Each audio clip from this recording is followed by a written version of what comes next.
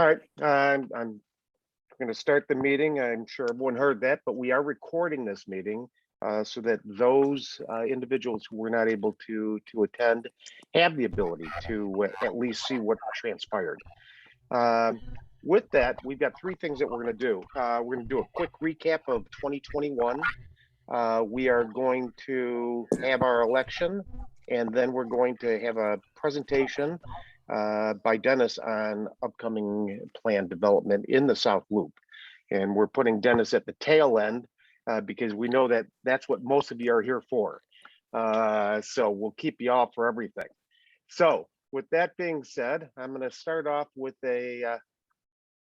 just a quick recap on 2021. Can everyone see that? All right. Yes. So let's start off by saying, wow, what a year. And you know, when I started putting this together, even though we have had some rather extraordinary times, we actually accomplished quite a bit. But what it did show us was that the organization had to be flexible in terms of how we were able to accomplish that. So as we go through, you'll see some of the items that we participated in and organized and put on were done virtually, and others were done in person. So really quick, January 5th of last year, we had our annual meeting, just as we are having tonight. And at that meeting, we did hold our annual election. On February 24th, that was the inaugural speaker series event. And this was a brand new series that was started by the South Loop Neighbors, a speaker series. And so this one was held virtually, and it was get injected, not infected. We had health officials participate, giving members and participants information regarding protecting themselves and their loved ones from COVID. On March 10th, we had trivia night. Trivia night was at Bar Louie. And it was extremely well attended and was, as usual, a success. April 28th, our second speaker series, that was the Alderman in April was the title of it. That was done virtually. We had our first yard sale on June 5th, and that was in Dearborn Park. On July 14th, we held an ice cream social in partnership with the Printers Row PAC. Extremely well attended. And I don't know if this and other events that were in-person events put on by the South Loop Neighbors were well attended because of the great event, or whether it was because people just want to get out of the house finally. But this ice cream social was probably one of the best ones that we had. Followed by the Grills Night Out on July 17th at Dearborn Park.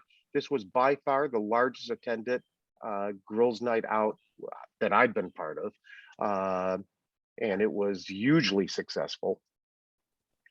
On August 7th and 8th, South Loop Neighbors had a tent and a display at the Printers Row Art Fest.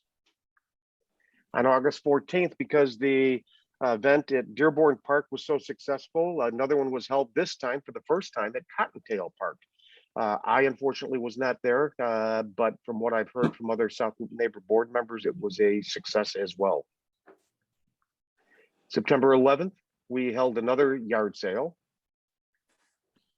On September 17th, in partnership with the South Loop Neighborhood Watch, we sponsored a self-defense seminar in person, and this was a hybrid meeting, it was in person and virtual.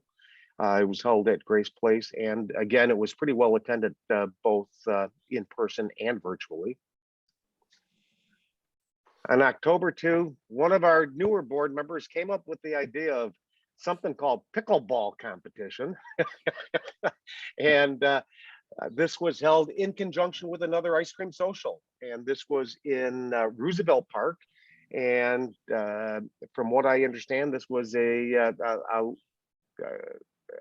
success as well. And I think that Greg, our board member, wave Greg. Greg is our pickleball person, and he is promised that he's going to carry this on into another event next year, this coming year. Possibly monthly event if it attracts the crowd that we did the first time. There you go. October 6th, we had a third speaker series presentation. This was by Dennis, and this was historic train stations of the South Loop. This was put on at Bar Louie in the back room, and again, a huge success. November 7th, we held the annual South Loop Neighbors Pub Crawl, visited 5 different establishments, and again, as you can tell by the people waving in the picture, they had a great time.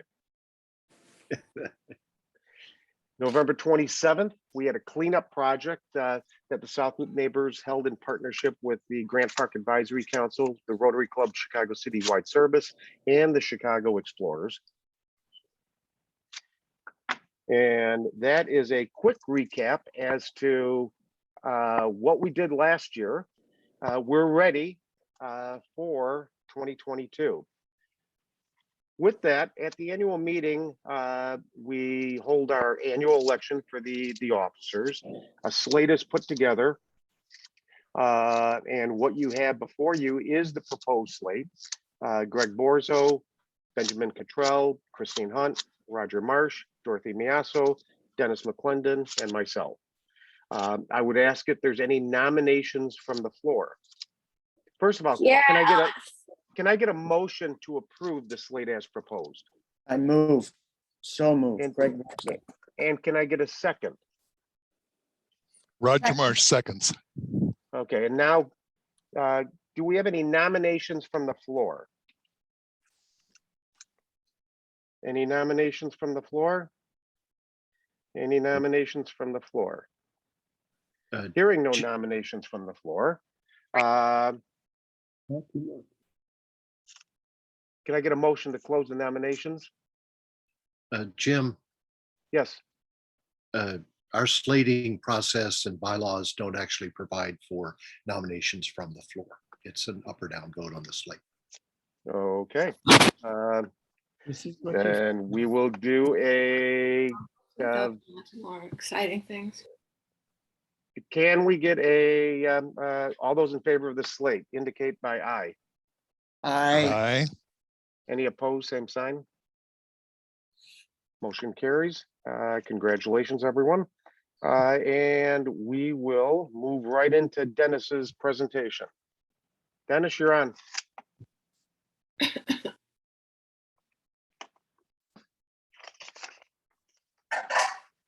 All right, let me get the presentation going and looks like we're seeing it. Okay. Hello, everyone. What do I? All right. I have the chat open in on another computer. That's why there are 2 of me in this meeting, in case people have questions that they want to put to me while I'm running through this. But you'll have to be pretty fast because I'll be moving from south to north.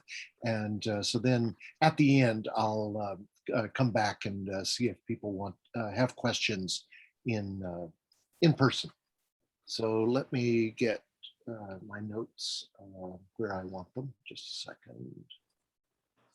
Okay, there they are. I like being virtual because I can actually have my notes in front of me when I'm standing up in Grace Place. I can't read my notes, so everything has to be committed to memory. Much better here. All right, development update for 2021. First, some of you may have seen the Onion's news article about the 700-foot Italian beef tower in the South Loop, but I'm sorry to report that that is just a bit of Onion humor.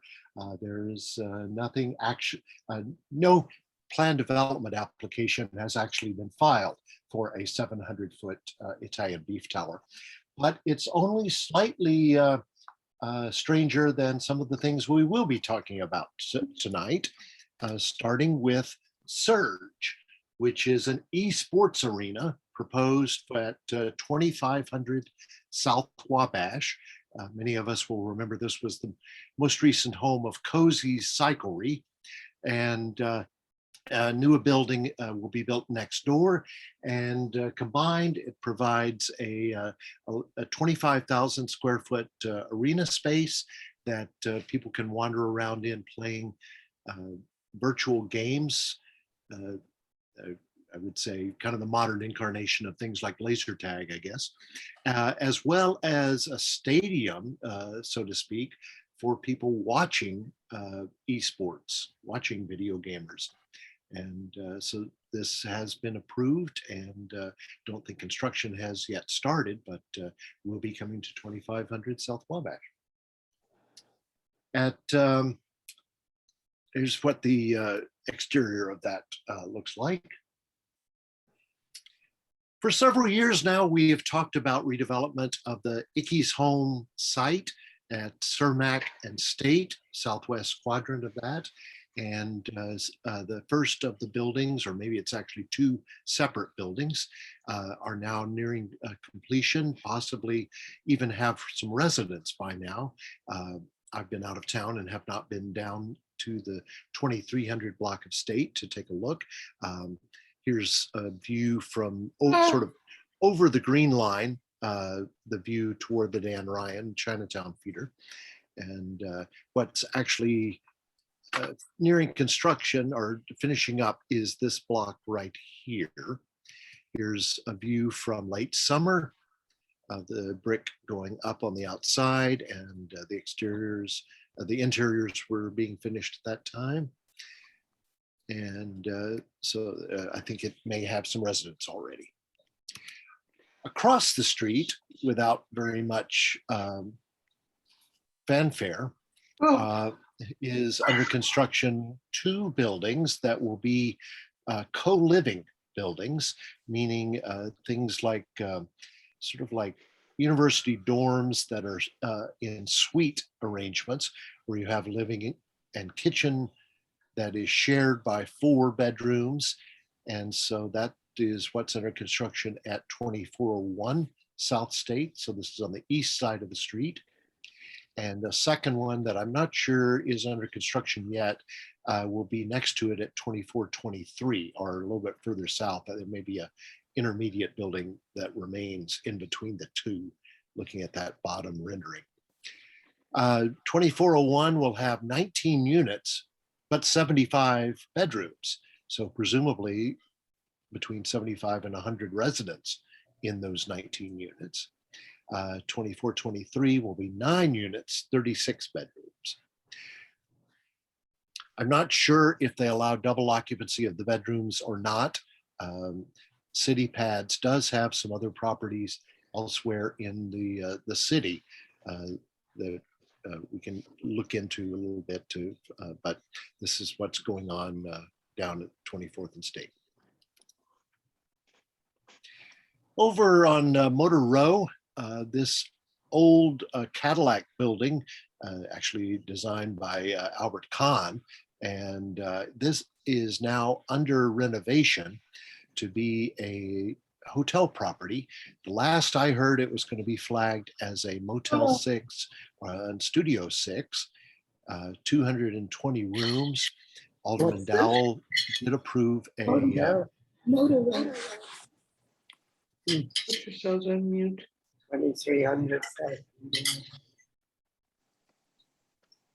Alderman Dowell did shepherd a Class L landmark designation through City Council this summer, I think it was, to that gives a tax break for the renovation of this historic property at 23rd and Indiana southwest corner.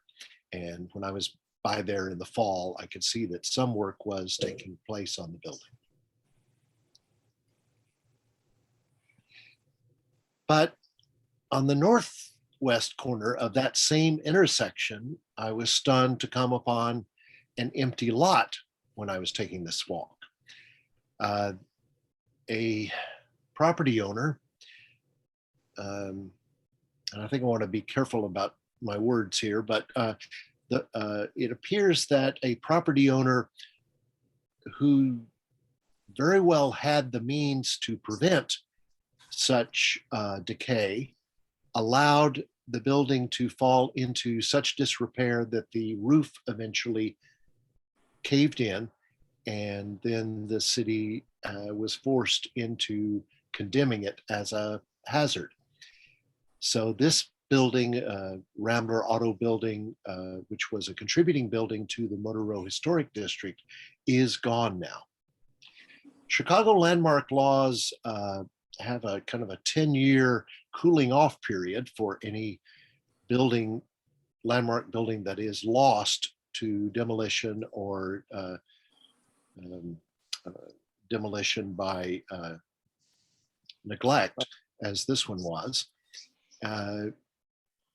But in the long view of things, having dirt that is literally across the street from McCormick Place, where you could build a multi-story hotel, may well be worth whatever fine and waiting period the city imposes on this property owner.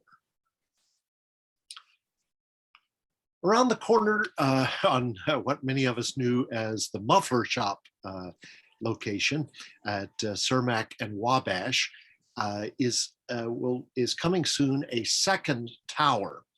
Aspire, which is a Draper and Kramer development on this property, has been open for most of a year now, and so in for permits now, I guess, is the second 12-story tower, which is kind of what you see in the foreground here, although this design is probably not current. I have not been able to find a rendering of what Solomon Cordwell Binns actually is proposing to build here, but it'll be roughly this size and shape. We had thought that this was going to be primarily a hotel tower that would take the second half of the lot, but now it appears that it will be 150 apartments instead. This is the building that's been open for a while now, and I don't think there's any retail yet, but there are certainly many residents upstairs, 2111 South Wabash. Over on State and 18th, our little pocket park there under the curve of the L that I notice seems to star in a lot of television commercials for auto insurance these days, but that is undergoing a reconstruction and slight redesign that will add 2 half-court basketball courts to the full court that has been there for many years. We'll add a little bleacher seating facility and gussy up a few other things about this very small space. In the upper left, you see the picture of various folks, including Alderman Dowell, at the groundbreaking back in the summer. Well, for a year, we have been waiting for more information about the redevelopment or construction over Weldon Yard, the project that has been called One Central by its developer, Bob Dunn and Landmark Properties. If you remember, he proposed, began talking a couple of years ago, but never has actually moved to filing a plan development application for a huge project on the air rights over the railroad tracks there that would have the state finance a multi-level transit and retail hub that he always calls the civic build and describes as an investment by the state, even though, of course, it would be a wasting asset. But nothing has happened on this during the year, except that it is one of the 5 casino site proposals. So with one of the casino operators paired with Landmark to propose a casino at this location, as well as a different operator proposing down at the original Lakeside Pavilion of McCormick Place. But here at One Central, Landmark said on December 10th at the big public hearing about the 5 proposals that private investors would finance the construction of the casino on the air rights, that it was not dependent on the state putting money into that project. So of course, this would not be the entire transit and retail hub, but just the portion needed for the casino, if that is the chosen location for the casino.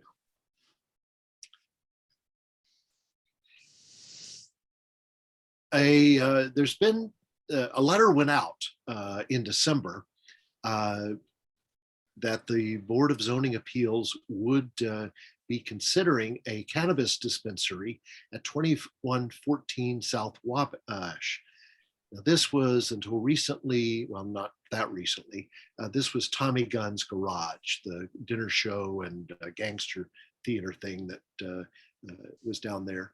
And so Alderman Dowell was going to discuss this at her ward public meeting, town hall meeting, but that got rescheduled, and the rescheduled notice came out this afternoon, but the agenda does not include the cannabis dispensary.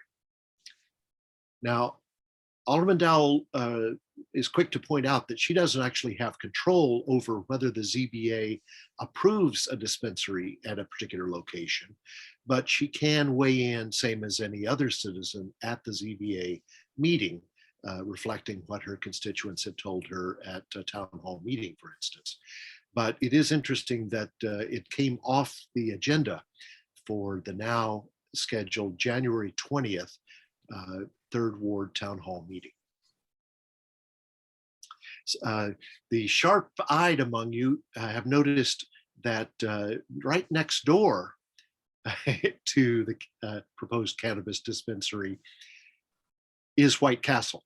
So Harold and Kumar only have to go one place on their evenings out from college, the 2100 block of South Wabash. Nothing new on these properties. I just kept this slide in from last year's presentation as a reminder that CMK, which has been doing a lot of new residential buildings in the South Loop over the last 10 or 15 years, is in control of these various city-owned properties behind the First District Police Station. So the police parking lot is under they were the winning bidder on, and also what some of us know as the salt storage yard or the recycling facility that's there at 18th and Clark northwest corner.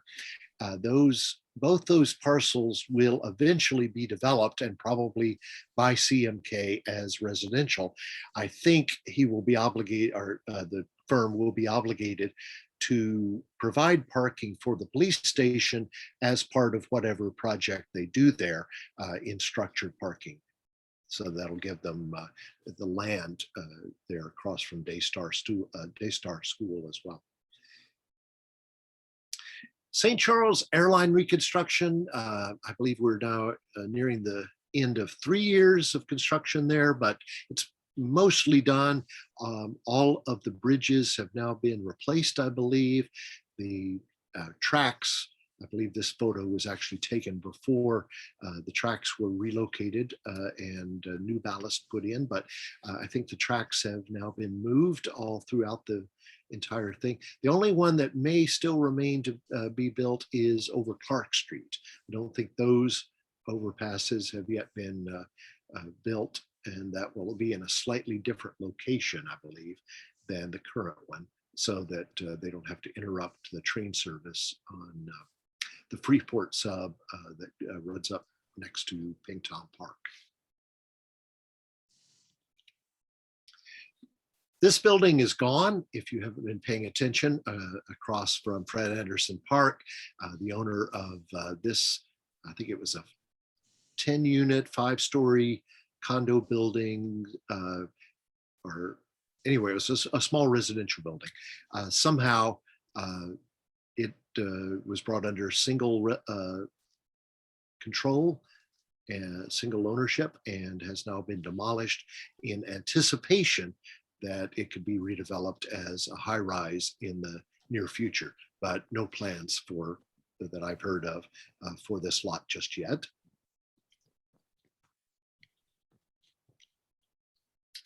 Sorry, for some reason, I can't seem to advance. Let me see there. However, not far away, construction has begun on a tower that CMK is developing, 1408 South Wabash. You may remember CMK did 2 towers across the street, 1401 and 1433, I think. And those are both finished, have been for a year, have the sculpture out on the sidewalk that's kind of a trademark of CMK Developments. Same thing at Imprint there on South Clark. And do you have any others in the neighborhood? 1408 and 1508, 1410 and 1510 South Michigan were done before he started doing that. The reason I keep referring to this firm as he is because it is controlled by Colin Kinke. But 1408 South Wabash, 30 floors, as you see, 299 units, just under the thresholds that would cause them to have to get review, plan development review, and 3,000 square feet of retail, enough for a convenience store or a dry cleaners on the ground floor. Actually, that'd be pretty good sized dry cleaners, but 3,000 is enough for it to be a restaurant, although I doubt that it has the black iron ventilation built into it. One thing that will be a bit of a neighborhood amenity is a little pocket park, but this is kind of the mirror image of that pocket park that is in the 1400 block of South State, where there's a stub end of a street that doesn't go through where the subway tracks are coming up to run on the L there between State and Wabash. And so they have to keep the street easement open for utility repair. And so the northernmost portion of that gets developed as a little park that primarily gets used by the residents of the building just as a dog run. And so this will have a very similar facility there on Wabash, even though it is almost across the street from Fred Anderson Park and its dog park. Well, I guess it's a block north of that, of Fred Anderson. Over on the river, that big site that we've been talking about for several years now, that they keep insisting we call the 78, but maybe it'll get a different name one of these days. I don't know. But the renderings have been circulating for a couple of years that look like this, and or earlier like this. But the main work that has been going on is the extension of Well Street. And so this paving was done a year ago, but now they are finally wrapping up or in the middle of the work at the very south end to put the 2 underpasses under the railroads there and make the S curve that will bring it around to connect with Wentworth at the Ping Tom Memorial Park Fieldhouse. So I've not been down there in at least 6 weeks to see exactly how far they've gotten with this. When I went by on the L the other day, it didn't look dramatically different, but they had to do some largely invisible sewer relocation work that finally I think is mostly done, so that the work on the underpass could proceed. And this should open to traffic, I'm told, sometime next year. I'm a little unclear if we really want it to open to traffic, because I think it's just going to be very tempting for the drag racers and the motorcycle groups. But it does incorporate some speed tables that are supposed to keep it from being a speedway through this large vacant area. Does that just make it more of a challenge? Or does it really work to prevent late night activity that we don't want to see through here. I would probably prefer that it remain open only to construction traffic until there are finally some residents along this street. But I don't know that CDOT, and they're the ones that are in control of the road, agree with me on that. In design now is a building that will look a lot like this, because this was the rendering that the winning architect proposed. Office of Metropolitan Architecture, Rem Koolhaas's group out of the Netherlands, in conjunction with an architect of record from Dallas, whose name I don't have immediately at my fingertips, were the winning architects, and so the state has them working on the design and soon the permits to construct Discovery Partners Institute. Discovery Partners Institute is a high-tech higher education module for the University of Illinois, but not the University of Illinois that's only a half mile away, no, for the University of Illinois Urbana-Champaign. What's the logic of having 2 out of the 3 University of Illinois campuses building separate facilities only a half mile apart? It's Illinois. Do you have to ask anymore? Here's what the interior of the Discovery Partners Institute could look like. Don't know if this got past the fire marshal or not, but presuming it did, this is what the grand interior could be.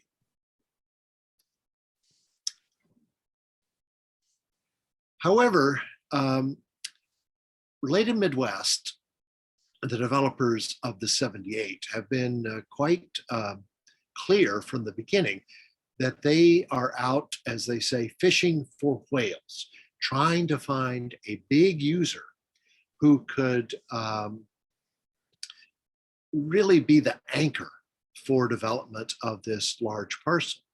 And they were thinking that that anchor would be a big office user who would get not a tall tower, but a wide building, something, you know, like the tech firms are building in Silicon Valley in California, or used to build out in the suburbs.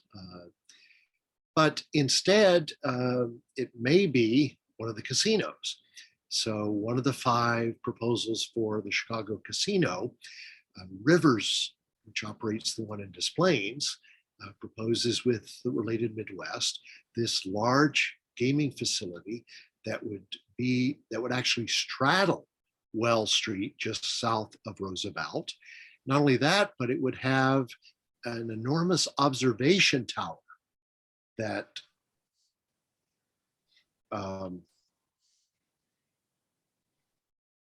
that would be right at the corner there of Roosevelt. Excuse me just a second. My you want to be sure you don't get any echo from something going on here. All right.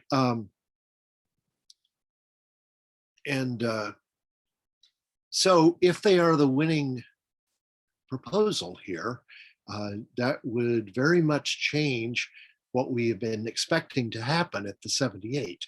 Although we always knew it would be big things, now does this jumpstart it as a retail entertainment district that gets to enjoy that generous Riverwalk, or does it stunt residential growth because no one wants to be on the backside of a casino? The devil is in the details, and I'm not ready to declare that I think it'll be either way. It'll be some mixture of that. Nighttime view from the casino proposal package, showing the view from the river.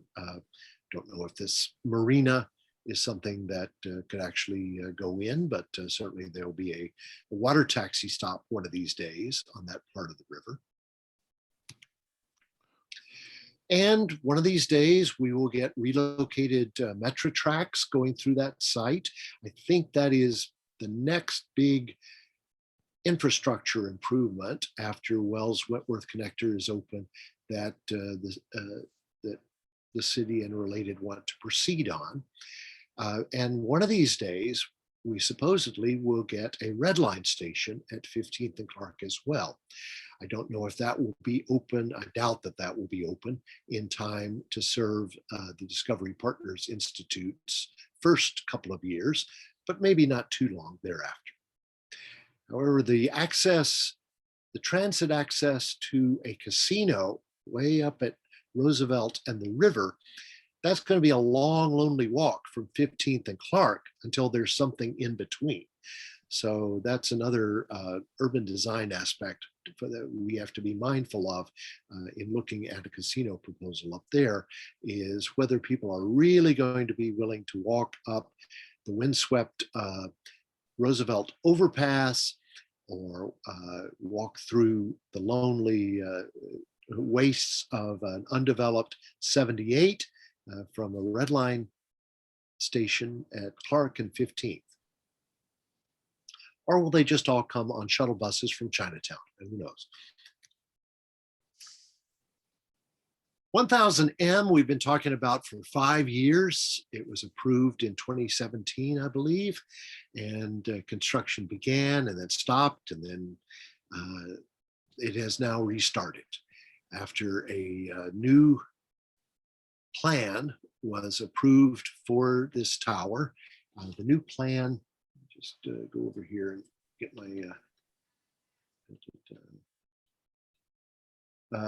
now it is 738 units, likely rentals, rather than the previously approved 506. When it was marketed as condo, they talked about only 421 condos, but now it 738 rental units. The zoning application was approved this summer. The size and exterior of the building stays largely the same. The height declines ever so slightly from 832 feet to 805 feet. What a relief. And all right. I'm seeing here in the chat, parking provisions included in the casino proposal. I don't know, Mary Jo. I'd have to go back and look at those, and I've not done that yet. Look at the proposals, which I believe are public now. And Greg, how soon would that happen? Well, I think one of the factors in the proposals was how soon they could be in operation and providing tax revenue to the city. So if that's chosen, I'm sure they would complete it within 2 to 3 years. So. Dennis, there were some questions before those as well. Do you want to wait until the end of the presentation or get to them now? We've gone past most of those, so I'll go back and recap a little bit later. 1000M, here it is, the newest rendering in the skyline.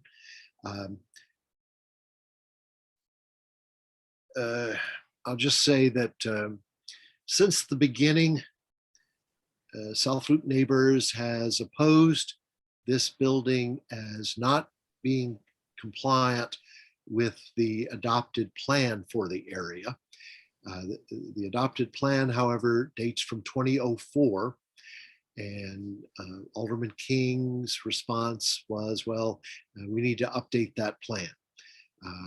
Don't know what persuaded her to support the PD amendment as supposedly the chair of the development committee of her advisory council. I advised against it and heard nothing except that the PD went through with her support. So. Over on Wells, We've been talking for several years now about a project called South Bank, north of River City.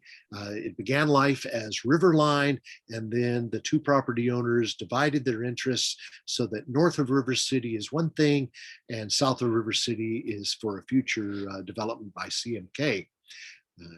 But South Bank, as the part north of River City, already has one building, the Cooper, that opened a couple of years ago. The two buildings that are right on the corner, Alta Grand Central, technically are not part of South Bank. And I'll show you a site plan here in just a second. So here's an earlier rendering for South Bank that shows a couple of buildings on the Riverwalk that would be cantilevered out over the Riverwalk. Originally, it was thought that that could be done with these pilotis or very tall supports that would get a lot of light and air into the Riverwalk portion underneath the tower. That has not proven to be fiscally practical. And we did get the Riverwalk, which opened a couple of years ago. And now under construction is the second building, the Reed, which will be a 41 floor building that has on, I think it's floors 2 through 19, 224 rental units, and then on 20 through 41, 216 condo units. And in fact, you can see how the fenestration, how the window pattern changes about 2/5 of the way up the building there. But this will actually be out over the Riverwalk with just a 2-story high space to go underneath the building and continue south on the Riverwalk to an eventual continuation through or past River City that we don't yet know the details of, but there is a continuous passageway that they currently just use for the dumpsters at River City, and that could eventually become part of a continuous river walk all the way from Harrison to Roosevelt. This is what it will look like at river level. You can see that we are on the South Loop Neighbors yacht here, cruising north on the South Branch and looking over at the completed building here at the foot of Polk Street. Over on Clark Street, no news on the Church of Scientology, which briefly unveiled their signage just to take some photos a couple of years ago. And somehow I managed to get hold of one of those photos, but they wrapped the signage back up, and nothing, of course, has been happening during the pandemic, but the building is largely completed inside and out. So we just had a question come up in the chat about what's the status of that parking lot across from the transportation building. And this was a scheme that was talked about a year ago at this time. However, nothing is going forward at this time. And the reason is a real curiosity of property control. When the transportation building was converted to apartments in 1980, the PD, the Planned Development Ordinance, gave them control over or demanded that they have a certain number of parking stalls in the surface lot across the street. And so unless the transportation building, which is now a condominium association, gives its permission, that parking lot cannot be developed. And I believe it was in February, the transportation building sent a letter saying that they did not give their permission. Now, there are some ways around this. The Planned Development Ordinance could be amended. I don't think in today's development and transit-oriented development climate, that would be a terribly difficult thing to get through City Council. There is also, of course, the possibility that one of these firms that has been doing condo deconversions could undertake a deconversion of the trans building, and then they would be in the driver's seat with regard to new development across the street in that parking lot. But as for the moment, nothing is happening with the parking lot. No new renderings, nothing new to talk about. Over on Wabash, a lot of activity on the parking lots. This, some of us will remember, was the site of the George Diamond Steakhouse, a landmark building called the Wirt Dexter Building, actually designed by Louis Sullivan, but destroyed in a fire in 2006. And so the site has been vacant ever since then.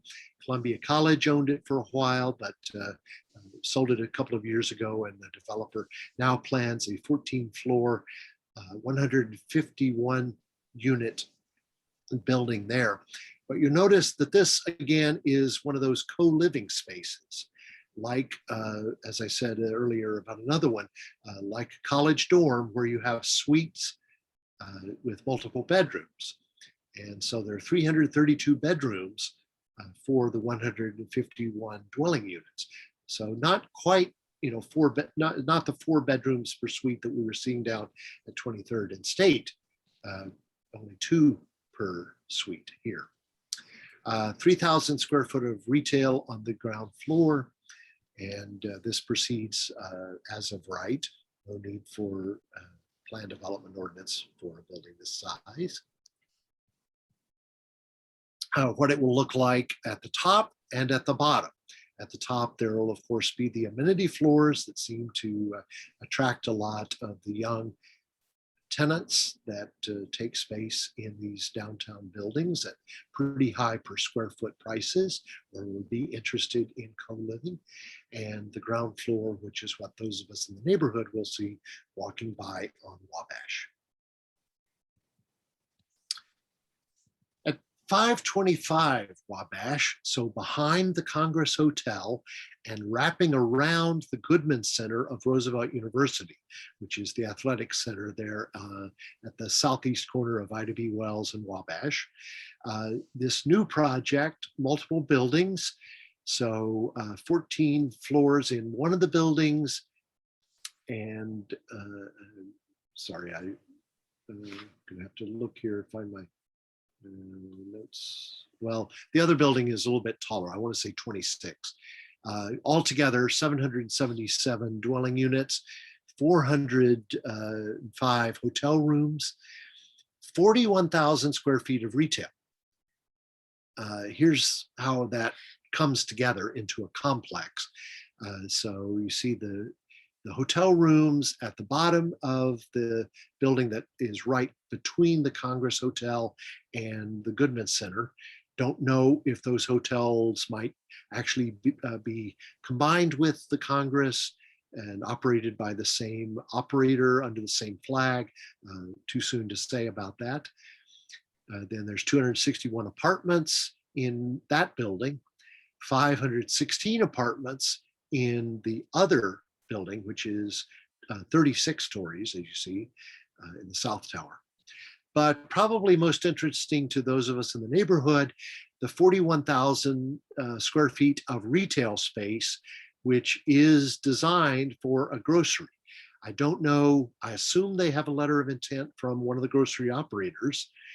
I also assume that it's either City Market, which has the new building, the new operation on Chicago and Milwaukee, or Amazon Fresh. Amazon Fresh seems the most likely to me, but they are extremely secretive about their letters of intent and being the tenant in these new projects, even when it's a planned development that has to go, has to have aldermanic approval and public comment on it. Here's what it will look like on Wabash. A couple of views there. Over on the right, kind of are looking into the supermarket space. 41,000, that's not the size of a Mariano's, but it ain't bad. Probably our jewel on Wabash is, I'm going to guess, around 30,000 So this is perfectly adequate for a retail space, for a grocery. At 424 Wabash, so this is just north of the hostel on Ida B. Wells. It's kind of squeezed in there between that and I think it was most recently Willow, Chicago, what the Prairie Avenue Bookshop became. This, you see, is a hotel, and it has signage for Zonder. Zonder is the operator of a lot of small upper floor unstaffed hotels or lodgings around the Loop. They have the one in the Plymouth building. They have one in the Jewelers building there across there at Madison, or 23 South Wabash, I want to say, at Madison and Wabash, that has only recently opened.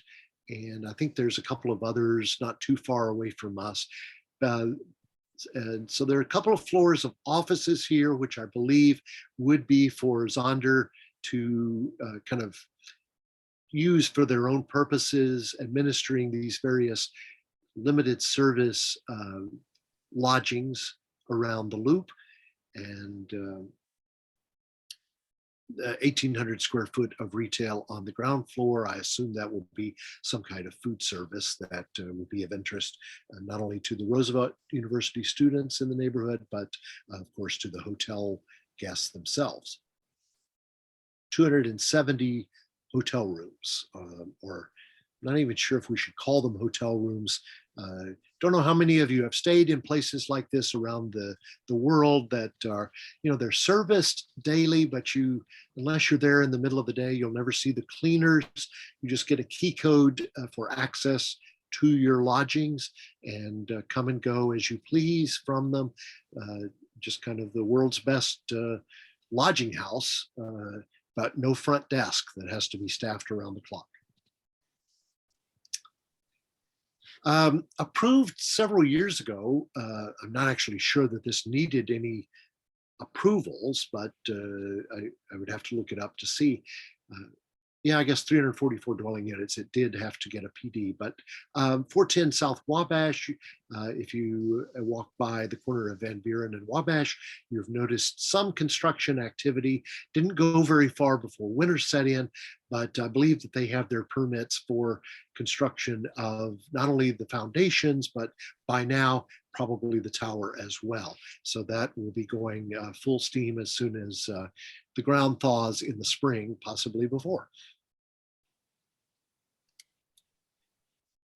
And getting close to the end here as I've worked south to north. So many of us are familiar with this site. It had been a couple of SRO hotels way back in the day. Now it is a vacant lot and a vacant parking garage south of the Plymouth, which is what Binion's Restaurant, for us real old timers, is these days. And the city decided to offer both of these sites, the kind of the backside of Pritzker Park on Plymouth, as well as the parking garage, for a competition for a very sustainable, affordable housing residential building.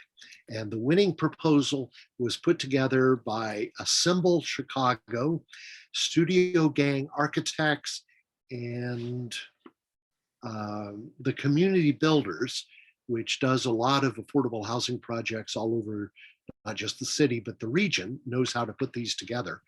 And so this is the winning proposal. I was part of the jury that selected this.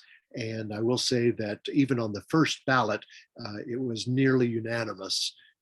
Everybody thought that this was the best of the five, I think in the end, 4 proposals that we ended up reviewing in the second round.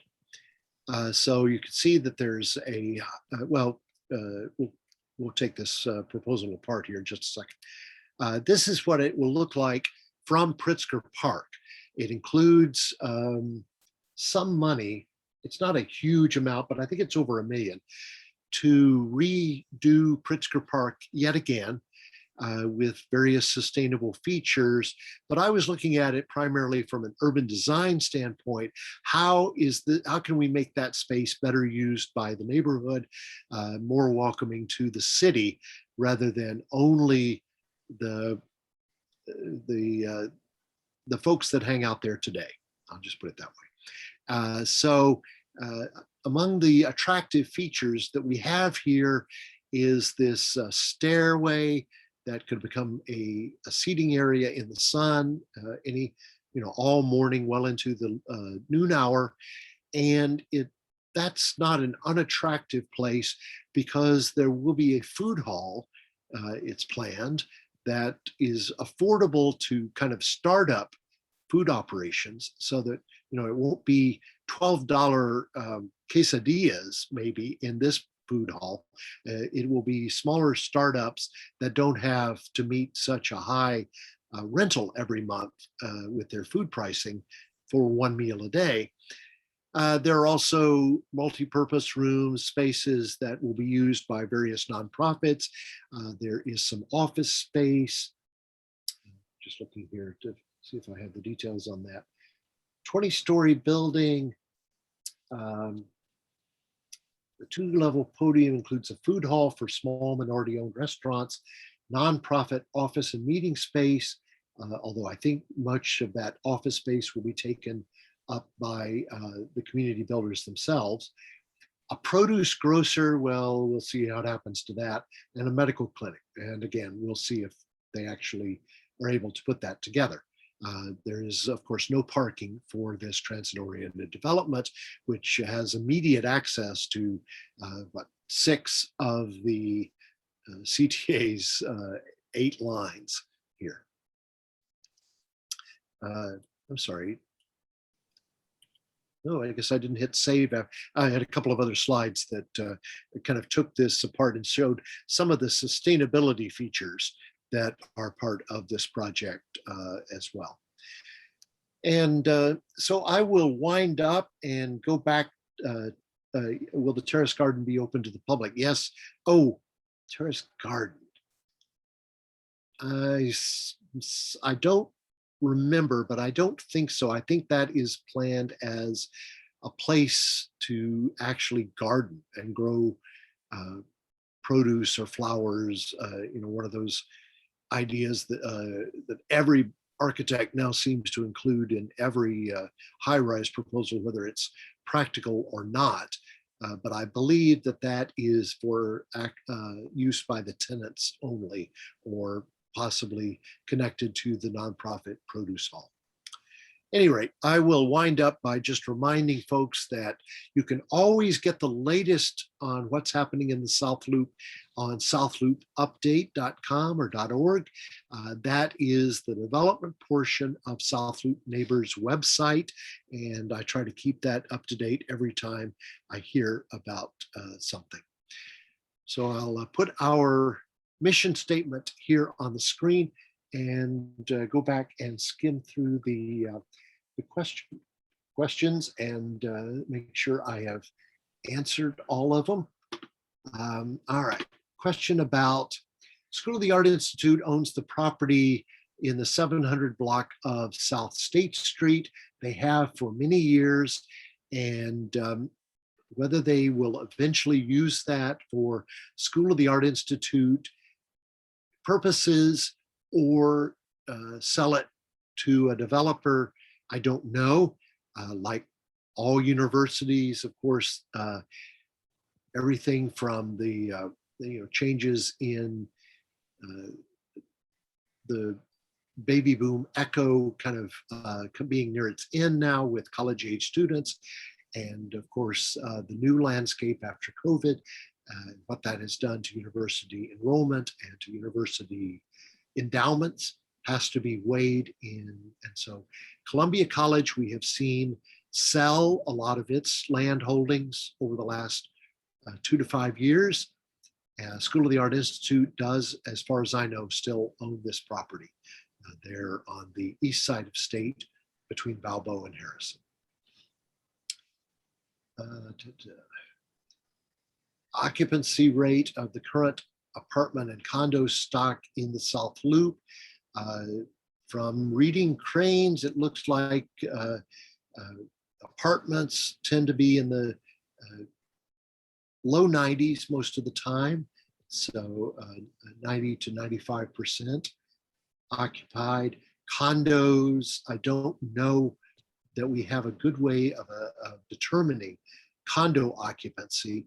We do know that some number, I'm going to say it is less than a quarter, of the high-priced units in buildings like One Grant Park, or more particularly up on the north side, in some of those like One Bennett Park, or some of the other higher priced condos, well, 400 North Wabash possibly, and the one with the big Trump sign on the side of it. We know that some portion of those are owned by overseas investors who just see it as a safe place to park their money, and they may be leased out, but most likely are not. And so those dark condos, I don't know that we have a real good number on, but as I say, my guess is that it is certainly less than a quarter, and that's only in those pretty high-priced condo buildings. I think in the more popular priced condo buildings that are the majority of the South Loop, that occupancy rate is well into the 90s for condos.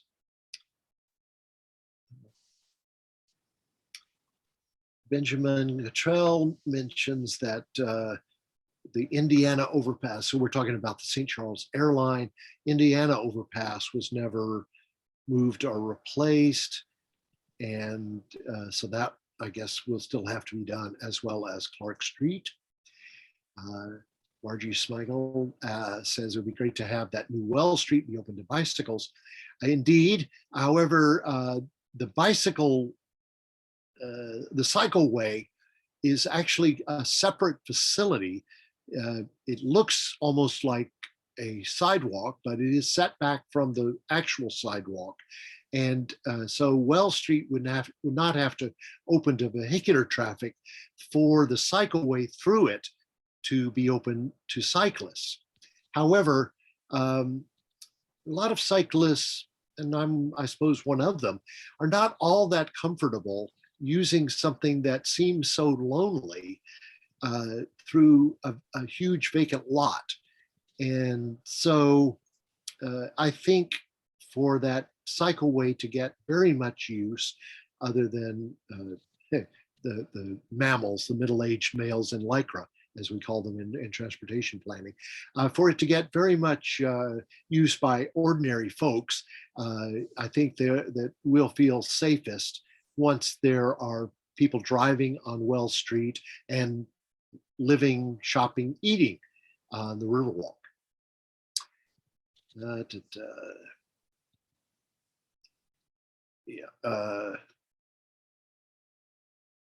All right, I answered about the casino that I didn't know, but I will look at the back into the proposals, and when I write something up for next month's newsletter, South Loop Neighbors newsletter, I will include information about timing and parking as part of that. Okay, I answered about 600 South Dearborn, 601 South Dearborn.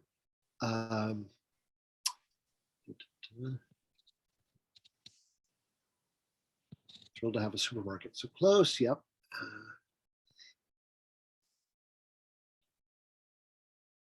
Remap of the third ward.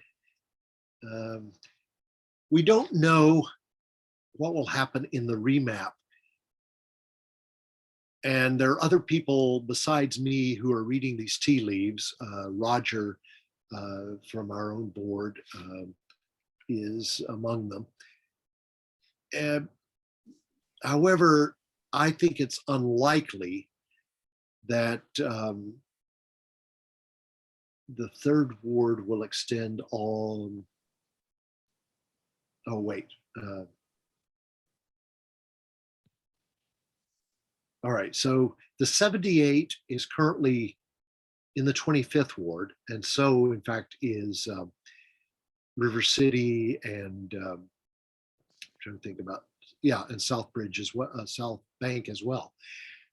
But that indeed might change, that the third ward would go over that far, especially if they focus on a Asian majority 25th ward, or Chinatown gets its own ward. And that's still kind of up in the air, but I view that as likely to happen. And then the question becomes, do they take a lot of Bridgeport to get the population high enough, or do they include essentially irrelevant white folks in the South Loop to get the population up to the required number for a ward? And that's what happens with the remaps. But because there is great interest in maintaining, I believe it's 17 safe black seats, we are likely to again be split between the third and fourth wards. Plans for more concrete parking. Oh, protected cycling lanes, I'm sure Pete means.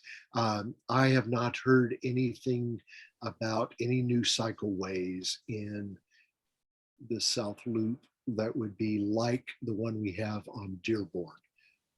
Just trying to think if there's anything. Problem with Roosevelt is that it is under state control, IDOT control, and those lanes that we have that none of us like were the best compromise that Chicagoland Bicycle Federation could come to with IDOT way back in 1996. Is there the opportunity to revisit that cross section sometime in the future? I hope so. If nothing else, I'd like to get those rubber joints replaced that currently make it such a jarring ride, but it still is a ride that feels very dangerous because you're squeezed between the bus lane and a very fast traffic lane. But IDOT is extremely conservative about things, about cross sections that are not in the Green Book, not in the ITE manual for traffic engineers. And so I wouldn't bet on that happening anytime soon. Chinatown, maybe yeah. All right. So, and Cam Buckner weighs in that local state legislators, I'm guessing he means himself, have spoken to IDOT about Roosevelt. Certainly would like to get them to do something about repainting the lanes and replacing the rubber joints, even if we can't right now talk about the cross section, that is where the lanes are placed and whether they are protected by Jersey barriers, by low curbs as we have on Division and Clybourne, or by the plastic posts that we have on parts of Harrison, or by a lane of parking, which is also a solution used in some parts of the city, especially that could make sense on Roosevelt because there's so few curb cuts. You don't have right turning traffic to worry about except at the Roosevelt Collection. Any other questions? I'm happy for you to unmute and ask me in real time, as well as typing into the chat if you prefer that. Just give 15 seconds here for people to jump in. Oh, there was one thing I wanted to mention, and I put in my notes. Let me go back to those because I didn't actually have a slide for it. And that is the census boundaries, which is something that very much is, part of the remap puzzle. How many people live in the South Loop? Well, because census tract boundaries don't align with what we call the South Loop, which is Jackson to 25th, and block statistics are not yet available. They soon will be. But as of now, I can estimate that the South Loop is about 35,000 people.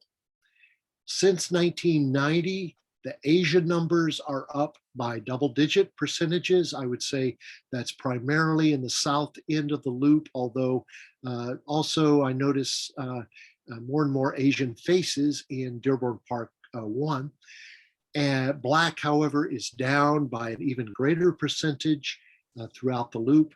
That is largely because the Ickes homes, I think, were still standing in 2010. I could be wrong about that. We'd have to look into only small numbers of Hispanic in our census numbers. The near south side community area, which is south of Roosevelt, is up 34% in total population.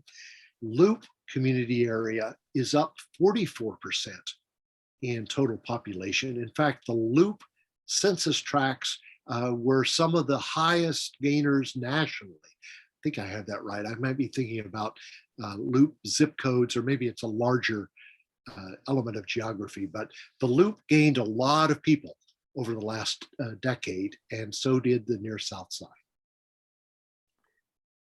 Jack, did you have a question for Dennis?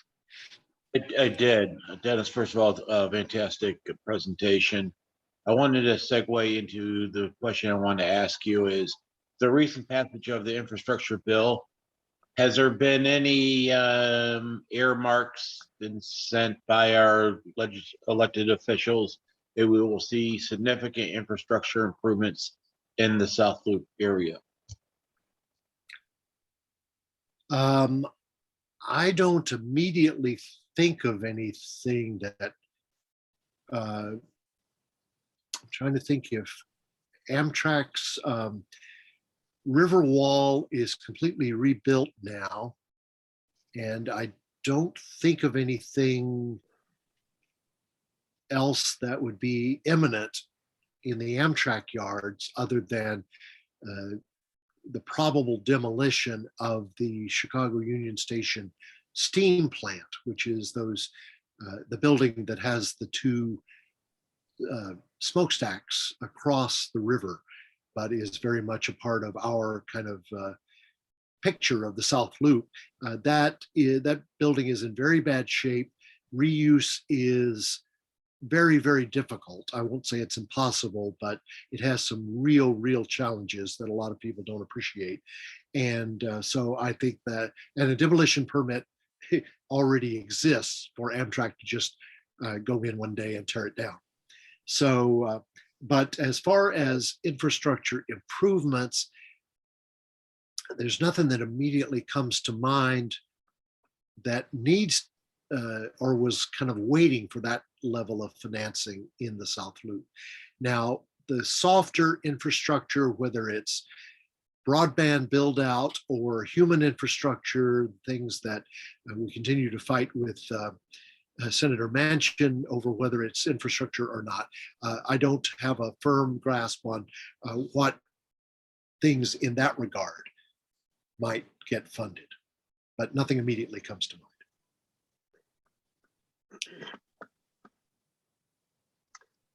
mind. Representative Buckner, I don't know if you have anything to add about that. No, Dennis, I think you hit the nail on the head. I know there are still some questions about the dollars that are going to come from the feds that will go to IDOT and CDOT. Those actual numbers have not been pinpointed yet, and so there's some smaller projects that may happen, based on some advocacy from the aldermanic side and from the legislative side. But as far as things like Amtrak and some of those larger buckets that were earmarked in a specific way in the infrastructure bill, no. All right, thank you. Margie asks about the old post office building occupancy and success. Boy, against our, I would not have thought that this was a winner to bet on, but it is almost fully leased. And there are some big time amenity spaces on the roof and also behind the old post office lobby. that once people are back in their offices are really going to come to life. And some of those, particularly, I think the food hall that is behind the old post office lobby, I think will be open to us. The rooftop amenities are not expected to be, though that could change, especially if there is a restaurant up there that wants nighttime business. Imagine the view that you have looking east or west down Ida B. Wells Parkway from up there. Well, just as you have from Everest, or I had until recently from Everest in 440 South Financial. So post office, a big success for the developers that took a flyer that there was going to be a market for such a huge amount of office space, Class A office space with almost no window line. But the tech firms that are leasing those huge spaces, and not for their server racks, but for their workers, have taken nearly all that space. I think less than 15% of the space remains vacant at this point, although some is on the sublease market. Uber and I think maybe one of the other users have some space that they're trying to sublet.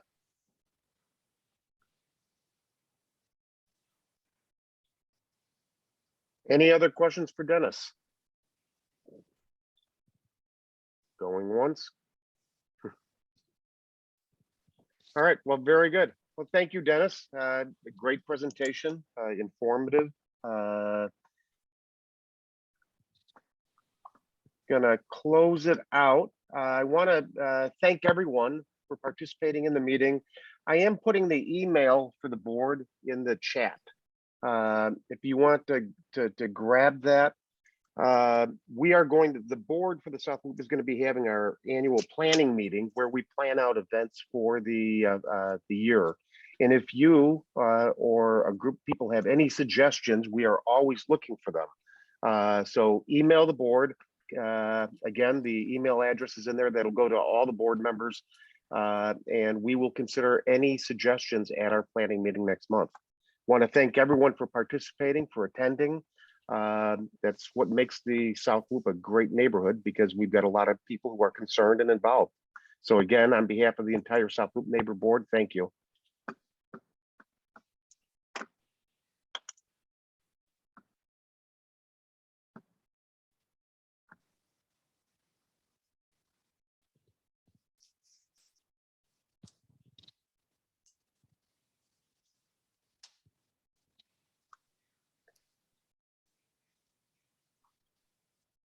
Good job, Dennis. Thanks.